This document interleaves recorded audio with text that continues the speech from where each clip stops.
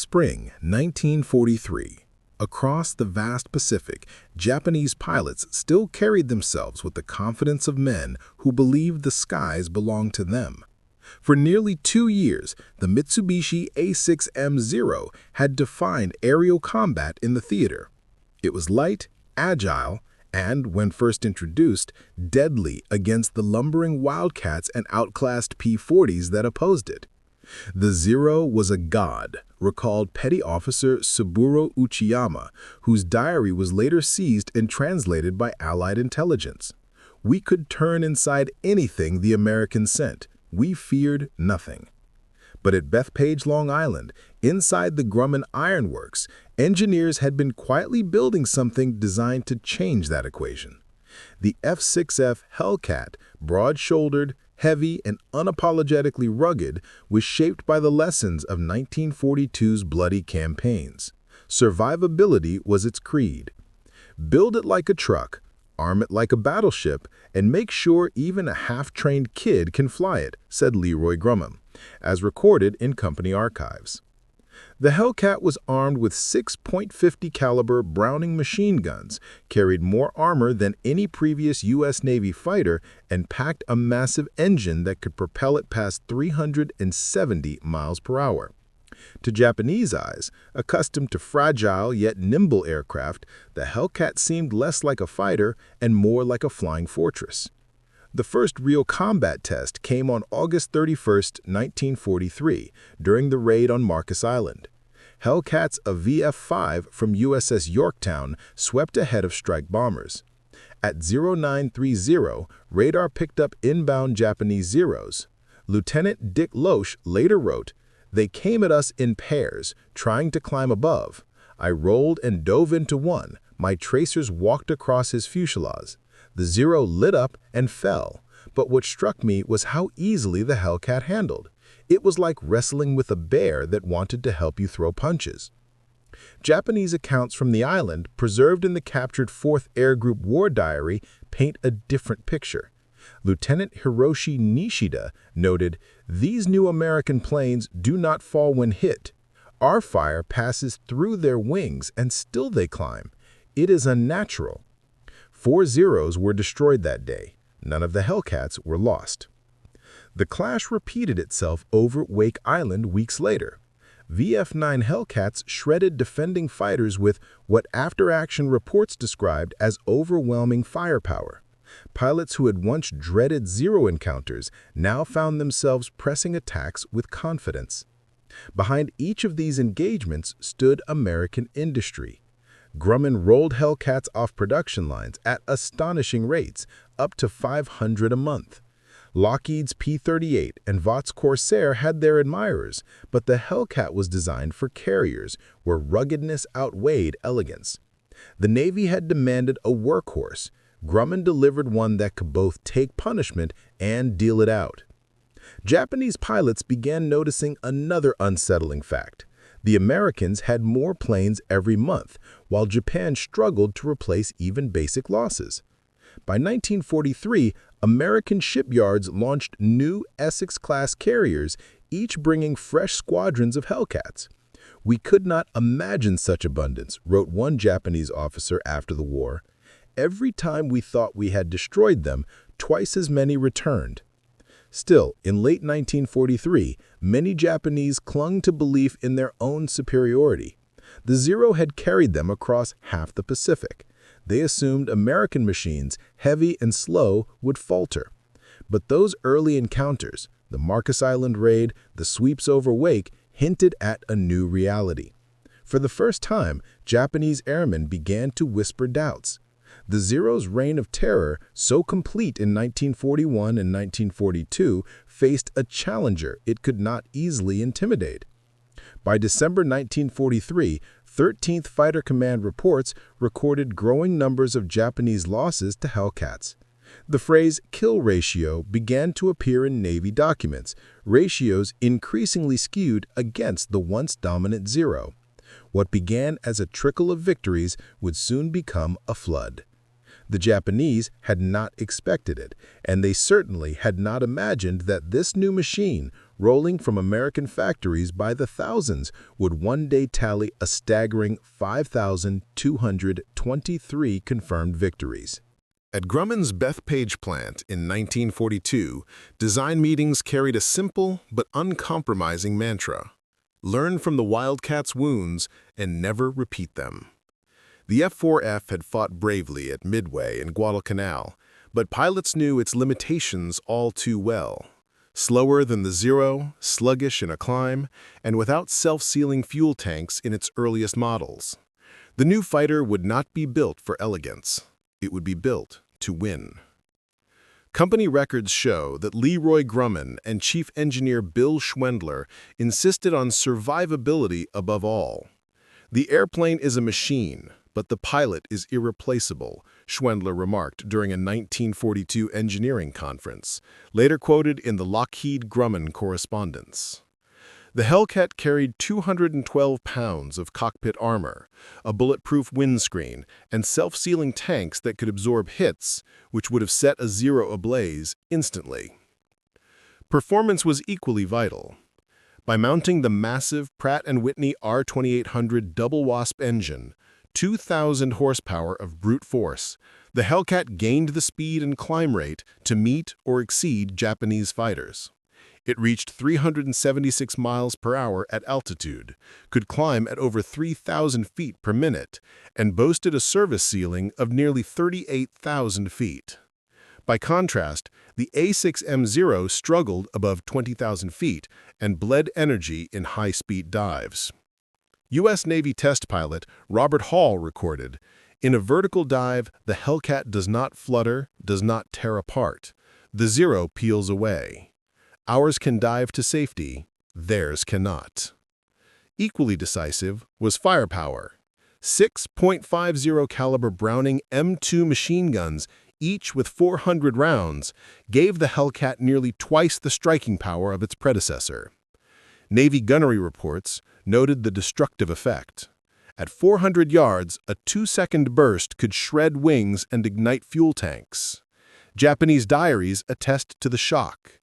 Captain Shigeru Itaya, who had once led Zero squadrons over Pearl Harbor, lamented in a 1943 letter, "Their guns spit fire as if from a warship.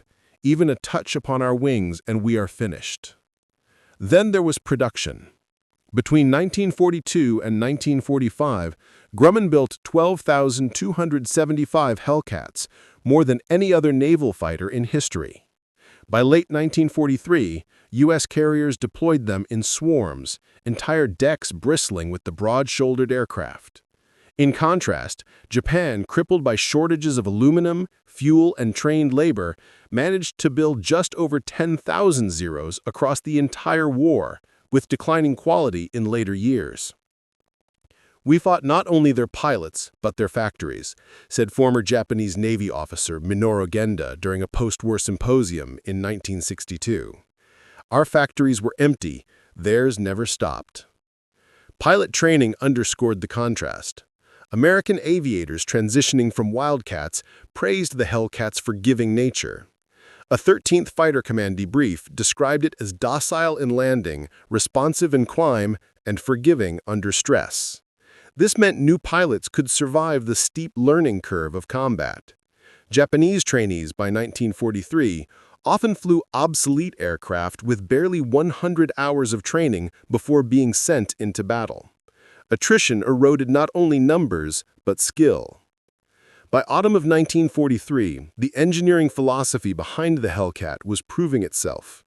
In the skies over the Gilbert Islands, pilots returned with bullet holes in wings and fuselages, yet alive. Maintenance crews patched them, refueled them, and sent them back aloft. "You could fly it, fight it, and bring it home with half its guts shot out," recalled Lieutenant Harold Burt Wygant, VF-1. That was its genius. To Japanese eyes, the Hellcat seemed indestructible, an iron monster born from American shipyards and assembly lines. For Grumman, it was never about perfection of maneuver. It was about overwhelming strength, delivered in numbers Japan could never match. The blueprint of American victory had been drafted not just in strategy rooms, but on factory floors. And the Hellcat, engineered to survive and to kill, was becoming the embodiment of that blueprint. The Gilbert Islands marked the Hellcats' true baptism of fire. In November 1943, as U.S. forces prepared to storm Tarawa, the skies filled with the drone of Grumman's new fighter. Carrier air groups from Essex, Bunker Hill, and Yorktown brought squadrons of F-6Fs into combat in numbers never before seen. 13 Fighter Command debriefings noted that in the week surrounding the Tarawa landings, Hellcats claimed 123 Japanese aircraft destroyed for the loss of just 26 of their own. The ratio shocked both sides. American naval analysts confirmed through post-strike photography that Japanese airfields at Patio and Makin were littered with wrecks. A captured diary from the 4th Air Group revealed disbelief. The new enemy fighter climbs faster than we can follow, dives with the speed of a hawk, and when struck, does not fall. Our fire passes through them as if through iron beasts. The engineering that had gone into the Hellcat now translated into battlefield arithmetic. The R-2800 engine allowed American pilots to dictate combat terms.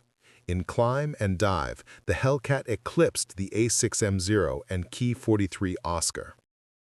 Lieutenant Commander Edward Butch O'Hare, Medal of Honor recipient, flew his first Hellcat sortie during the Tarawa operations.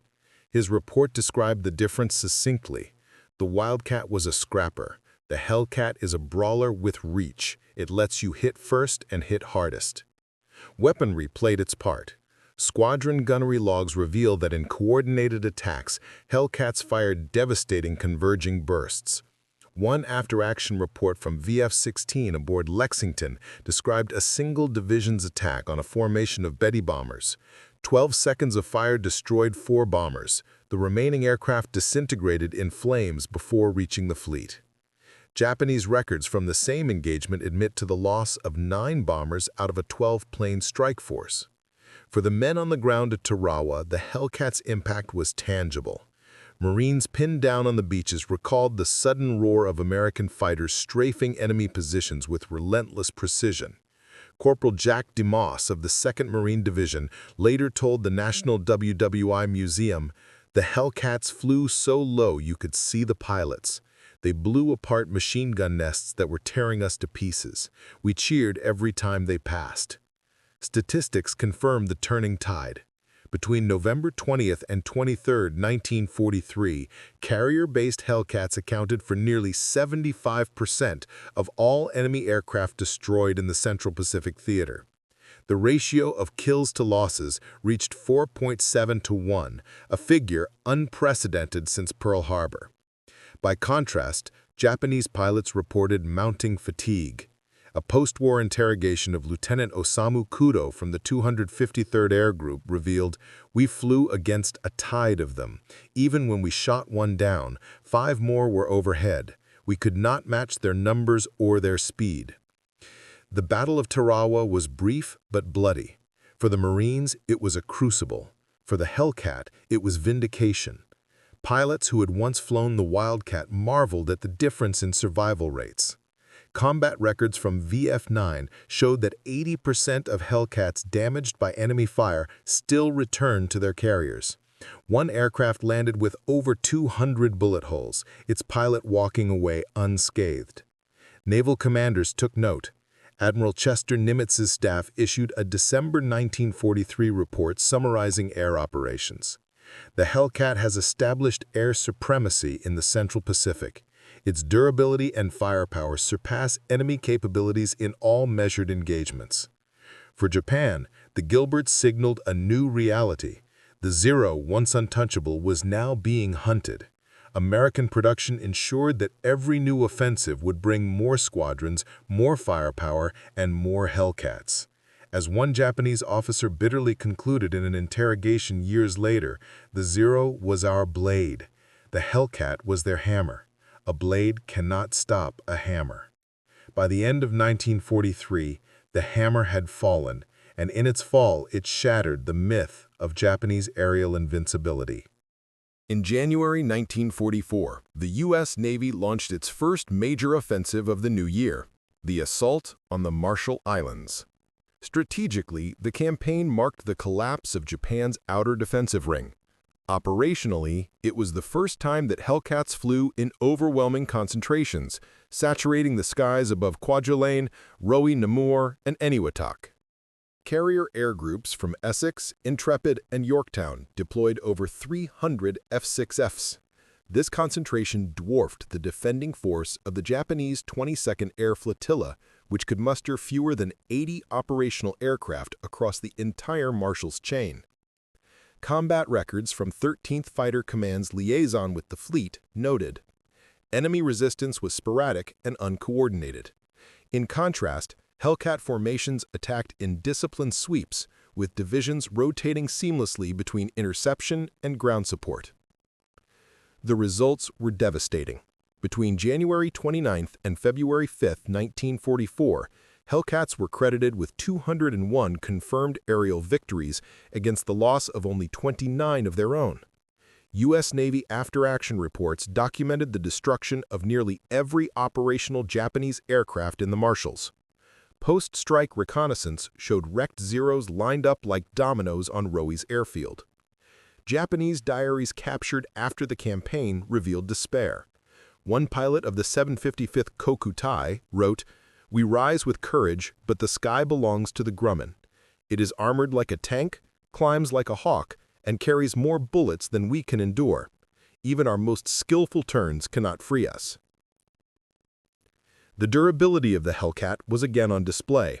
On January 31st, VF-10 from Enterprise encountered a wave of torpedo bombers attempting to attack the invasion fleet. Lieutenant Robert Duncan's Hellcat absorbed multiple 7.7mm hits, yet continued fighting.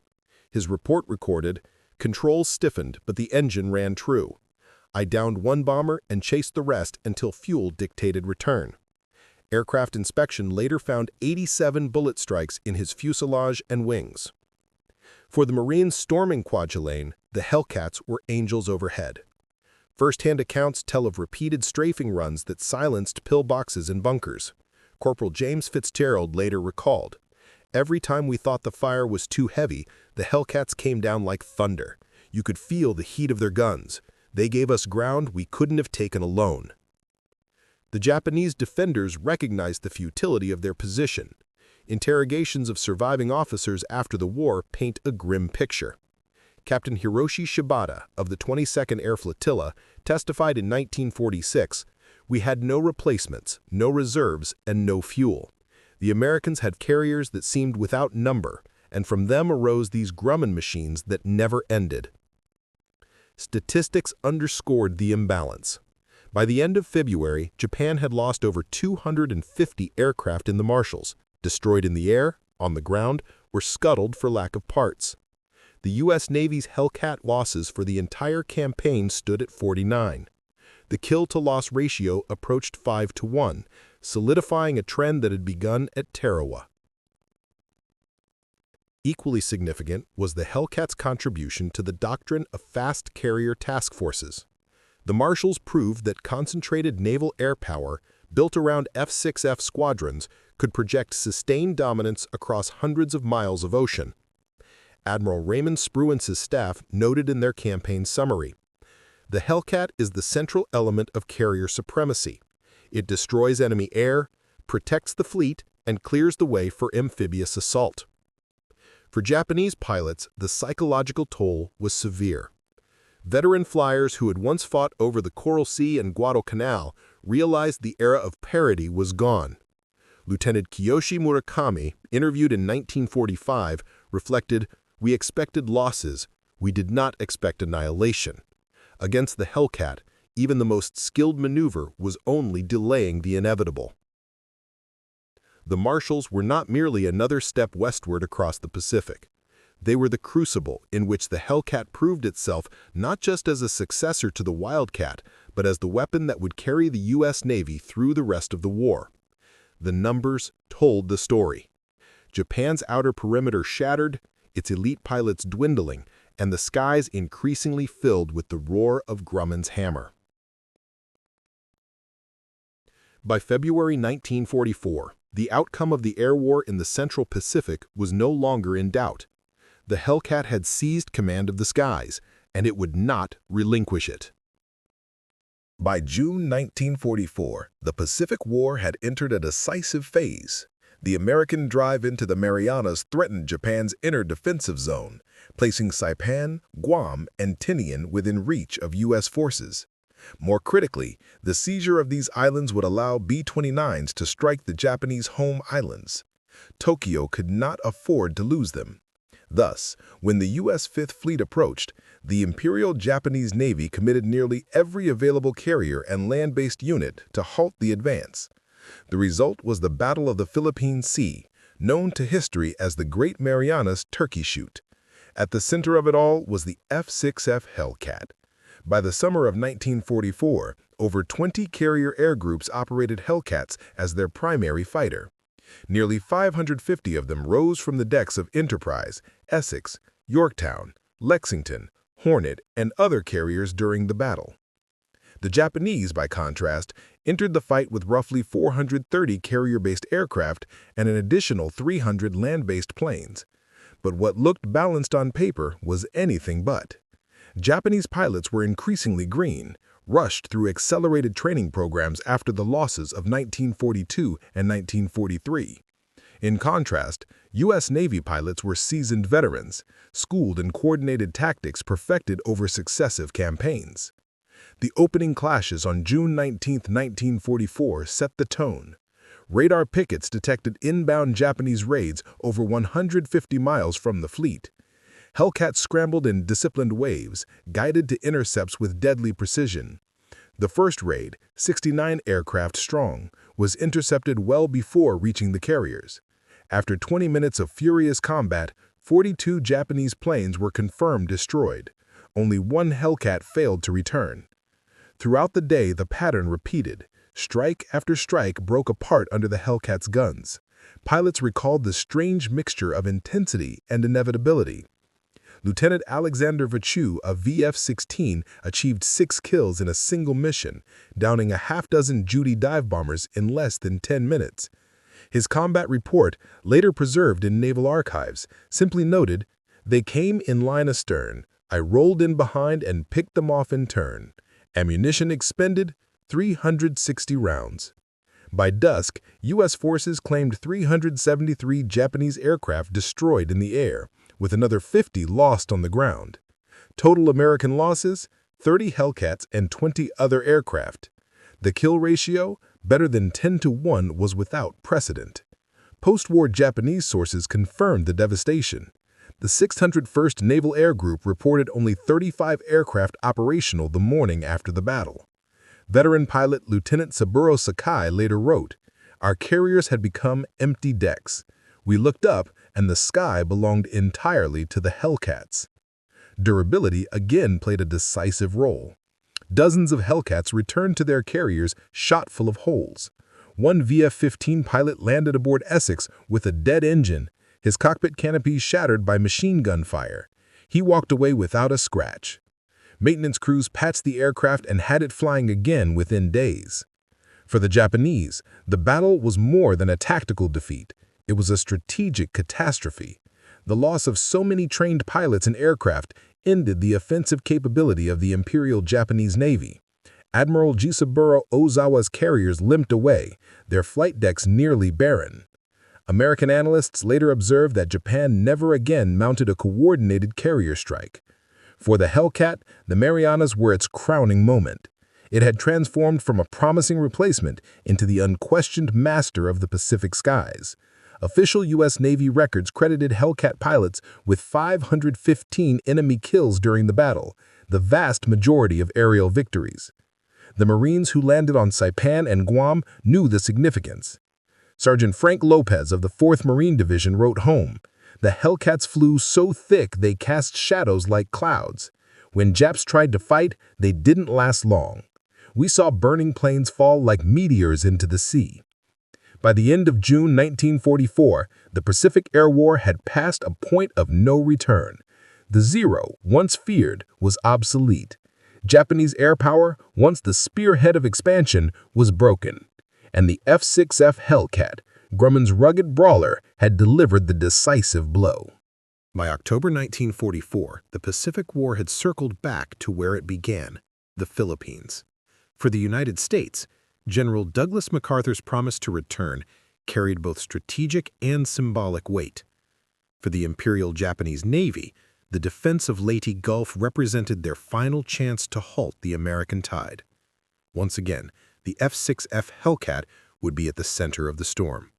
When the invasion of Leyte began on October 20, Hellcats launched from Task Force 38's carriers blanketed the skies. Nearly 700 F6Fs flew in support of the operation, the largest concentration of the type yet assembled. Their missions stretched across a spectrum: combat air patrol, fighter sweeps, close air support, and fleet defense. The timing of the battle coincided with the launch of Japan's last major naval gamble, Operation Shogo. Admiral Kurita's center force, supported by Ozawa's decoy carriers, sought to crush the invasion fleet in Leyte Gulf. To succeed, Japan needed its air arm to strike American carriers with precision and ferocity. But the Hellcat was waiting. On October 24, Japanese aircraft struck in waves at U.S. carriers off Luzon. Radar once again gave Hellcat squadrons the edge, vectoring divisions to intercept far from the fleet.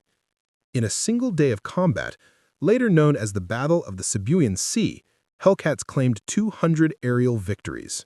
Japanese strike groups disintegrated before reaching their targets. Among the defenders was Lieutenant J.G. David McCampbell, commander of Air Group 15 aboard Essex. On that day, McCampbell and his wingmen intercepted a Japanese formation of 60 aircraft. In the ensuing dogfight, McCampbell shot down 9 in a single mission, a feat that remains unmatched in U.S. Navy history. His official report, preserved in Navy archives, was characteristically understated. Enemy formations poorly coordinated, broke up under initial pass, expended all ammunition before final enemy disengaged. The following day, October 25th, saw the climactic Battle of Leyte Gulf. While surface ships clashed off Samar and Surigao Strait, Hellcats ranged across the skies. At Cape Engano, Ozawa's carrier force was caught and annihilated. Hellcats dove on Zuikaku, the last surviving carrier from the Pearl Harbor strike force. Gun camera footage shows tracer rounds lancing into her decks moments before American bombs sealed her fate. The destruction of Zuikaku symbolized the end of Japan's carrier aviation. Japanese testimony after the war paints a picture of despair. Lieutenant Commander Masatake Okumiya recalled, "Our pilots had skill, but not numbers. Against the Hellcat we were as sparrows before hawks. Even those who attacked bravely did not return." Indeed, of the 300 Japanese aircraft committed to Leyte Gulf, more than two-thirds were destroyed.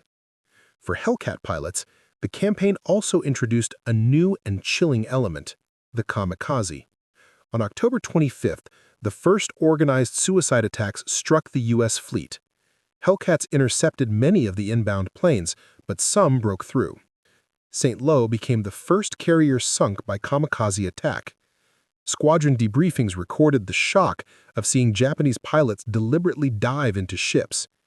Lieutenant Charles Mallory of VF-20 wrote, "We had trained to fight men who wanted to live. This was different. The Hellcat could kill them in the air, but some slipped past us with only one thought: to die." Despite the kamikaze threat, Hellcats remained central to victory. Over the course of the Philippines campaign, from October 1944 through January 1945, U.S. Navy records credit F6F pilots with more than 1,300 enemy aircraft destroyed. The ratio of kills to losses remained heavily lopsided, confirming that even desperation could not overcome the imbalance in skill, numbers, and technology. For the Japanese, Leyte Gulf was more than a defeat. It was the collapse of naval aviation as an effective fighting force. Carrier decks were empty, fuel reserves dwindled, and the Hellcat owned the skies. Admiral William Halsey summarized it bluntly: "The Hellcat broke the enemy air arm. Their carriers are no longer weapons, only targets." The return to the Philippines was thus not only MacArthur's triumph, it was the Hellcats as well, a campaign where Grumman's rugged fighter proved itself not merely dominant, but indispensable. By early 1945, The Pacific War pressed ever closer to Japan's home islands. The seizure of Iwo Jima in February and Okinawa in April were stepping stones, but both required air dominance against an enemy growing more desperate by the day. Once again, the F6F Hellcat stood at the center of the fight. For Iwo Jima, the stakes were immense. The tiny volcanic island provided a forward base from which Japanese fighters could threaten B-29 raids. Neutralizing that threat meant clearing the skies. On February 19th, the morning of the invasion, carrier-based Hellcats swept ahead of the Marines' landings. VF-9 and VF-17, flying from Essex and Bunker Hill, strafed and bombed Japanese positions with ruthless precision. Their debriefings note that the defenders fought tenaciously but without coordination.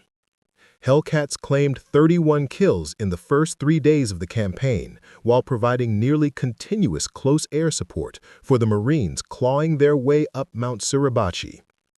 The Hellcats' resilience proved essential. Lieutenant Walter Chu of VF-9 returned from one sortie with his wings shredded by flak. His after-action report described the experience. Aircraft shook like it would fly apart, engine never quit, landed aboard with no hydraulics, walked away.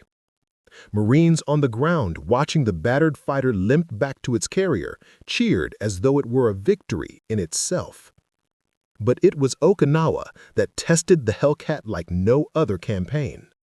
Beginning on April 1, 1945, the U.S. Navy faced the largest kamikaze onslaught of the war. Japanese planners launched Operation Tengo, a sustained effort to smash the invasion fleet through waves of suicide aircraft. Between April and June, nearly 1,500 kamikaze sorties targeted American ships. For the Hellcat pilots of Task Force 58, it was a battle of endurance.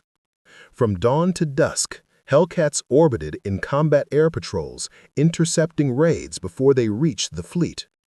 On April 6th alone, during the first Great Mass Attack, F-6F squadrons claimed 150 kills. VF-10 aboard Enterprise reported, enemy came in by dozens, diving from all directions. Many pressed attacks despite hits. Several exploded in midair before reaching ships. Still, some broke through, and Hellcat pilots bore the frustration of seeing comrades fall to suicide strikes. Admiral Raymond Spruance's staff calculated that 70% of all kamikaze planes destroyed during the Okinawa campaign were shot down by Hellcats.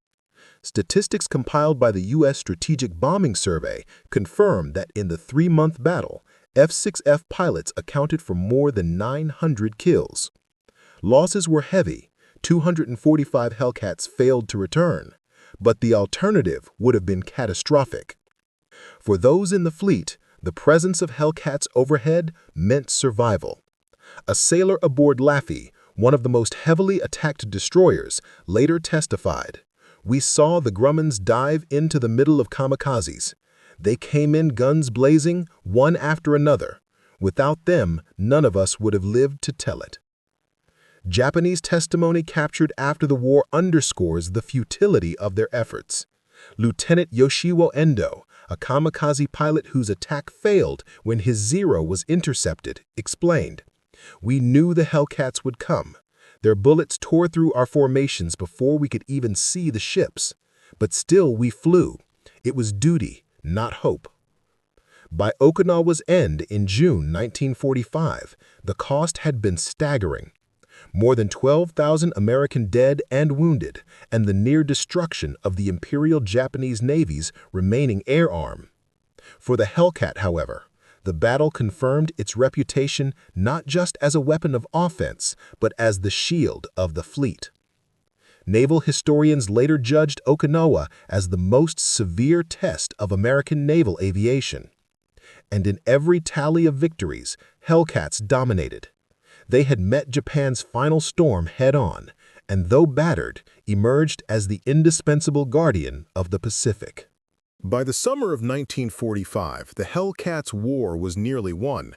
Japan's air arm was shattered, its carriers sunk, its veteran pilots gone. Yet the skies over the home island still bristled with danger. Hellcat squadrons pressed forward, providing escort for B-29 raids, sweeping enemy airfields, and shielding the fleet from the last convulsions of resistance. Carrier decks across the Pacific now bristled with F-6Fs. By July, more than 1,200 Hellcats operated in the Western Pacific, the largest concentration of naval fighters in history. Their presence was both tactical and psychological, a declaration that America controlled the skies without challenge.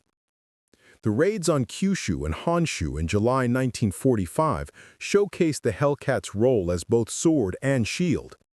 VF-31 from Cabot reported 24 kills in a single day against scattered Japanese sorties.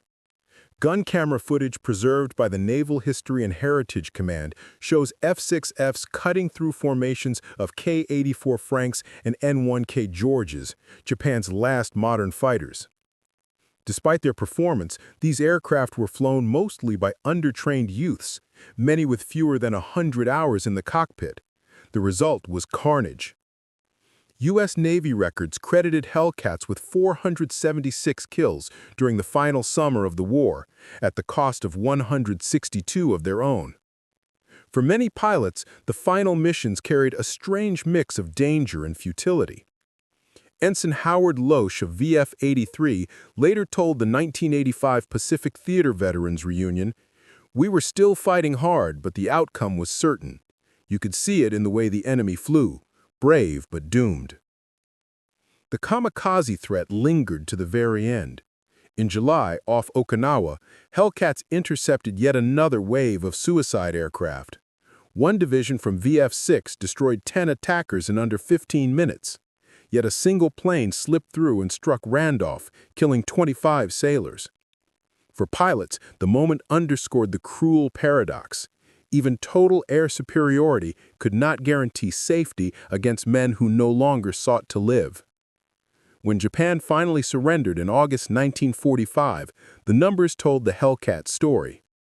Official tallies credited F-6F fighters with 5,223 enemy aircraft destroyed, more than half of all aerial victories scored by U.S. Navy and Marine Corps fighters in the war. The kill-to-loss ratio stood at an extraordinary 19-1. No other fighter of the Pacific Theater matched it. Japanese records, compiled in post-war surveys by the Allied Translator and Interpreters Section, confirmed the scale of their losses. Entire air groups had been annihilated in single campaigns. Veteran officers admitted astonishment at the disparity. Captain Ryoichi Kusaka, interrogated in 1946, stated simply, "We underestimated the Grumman. We thought it heavy, clumsy, but it proved invincible. Against it, our courage had no weight." For Grumman engineers, the outcome was vindication. The Hellcat had been designed not for elegance, but for survival and dominance. At war's end, photographs showed rows of scarred but flyable F-6Fs lined across Pacific airstrips. Many bore patchwork repairs, bullet holes, or bent panels, testament to their durability. The legacy endured long after 1945. Veterans recalled the Hellcat with a mixture of affection and awe. Commander David McCampbell, top U.S. Navy ace with 34 victories, described it as the plane that gave us back the Pacific. For Marines who had fought beneath its cover on Tarawa, Saipan, and Iwo Jima, the sight of Hellcats overhead meant hope. In Tokyo, at the 1962 U.S.-Japanese Aviation History Symposium, former adversaries spoke candidly. One Japanese pilot summarized the war in the air with poignant brevity. "The Zero was our beginning. The Hellcat was our end." Thus closed the chapter of the F-6F Hellcat, a machine born from lessons of defeat, tested in the crucible of the Central Pacific, and proven in every battle that followed. It had carried American naval aviation from survival to supremacy. More than just an aircraft, it became the hammer that broke Japan's sword in the sky.